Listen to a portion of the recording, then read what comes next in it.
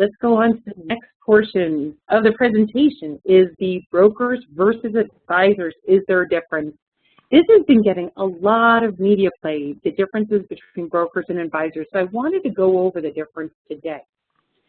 So in brokers, brokers are actually governed by the Securities Exchange Act of 1934. They are regulated by the SEC. Now, the SEC actually gets help from, it's called an SRO, or self-regulatory organization, called FINRA. And FINRA actually helps the SEC in regulating the activities of broker-dealers. And a broker is defined as any person engaged in the business of effecting transactions and securities for the accounts of others. For investment advisors, they're actually governed under a different set of rules. They're governed by the Investment Advisors Act of 1940. They are also regulated by the SEC if their assets under management are over $100 million, or the state that they're actually residing in, if the assets under management is under $100 million that they advise on.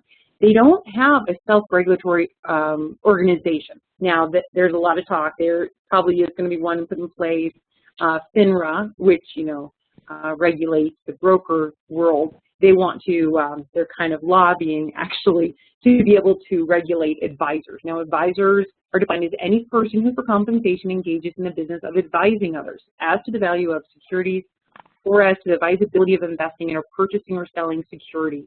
The biggest difference here to remember, brokers, the original function of a broker was to place trades.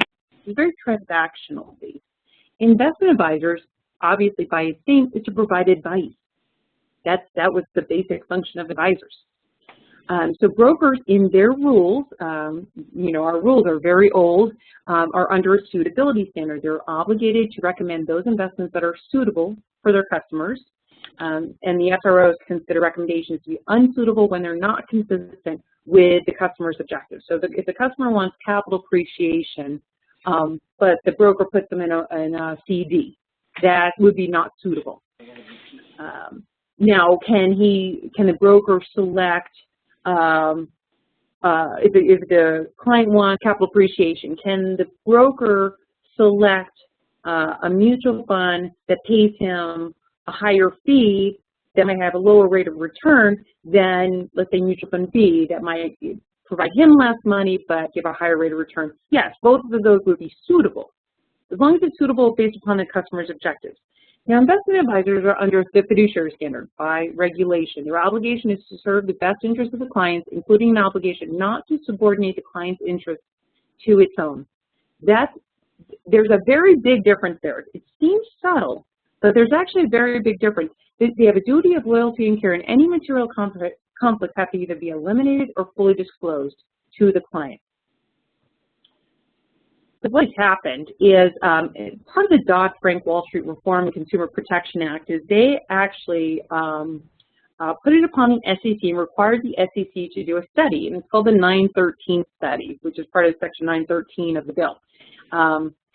They found that, and all of us in this business know that investors generally don't know the difference between brokers and advisors, and they're confused by the different standards of care. So the objective of the study was to evaluate the effectiveness of the current regulatory structure and figure out, now, broker-dealers are excluded under the Investment Advisors Act, meaning they're not held to the fiduciary standards because they're specifically excluded. They don't have to.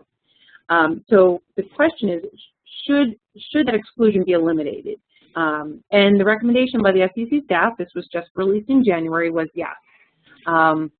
They do believe that a uniform fiduciary standard for all investment advisors and broker-dealers should be established so that when an investor requests investment advice, that investment advice should be provided on a fiduciary standard, and that the client's best interest should be put first. So that was a recommendation. Now, whether that becomes the law of the land is questionable.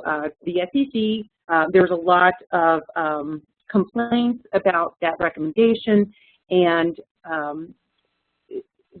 they call it the promulgation of regulations. The SEC will probably not even put forth proposed regulations on this until 2012.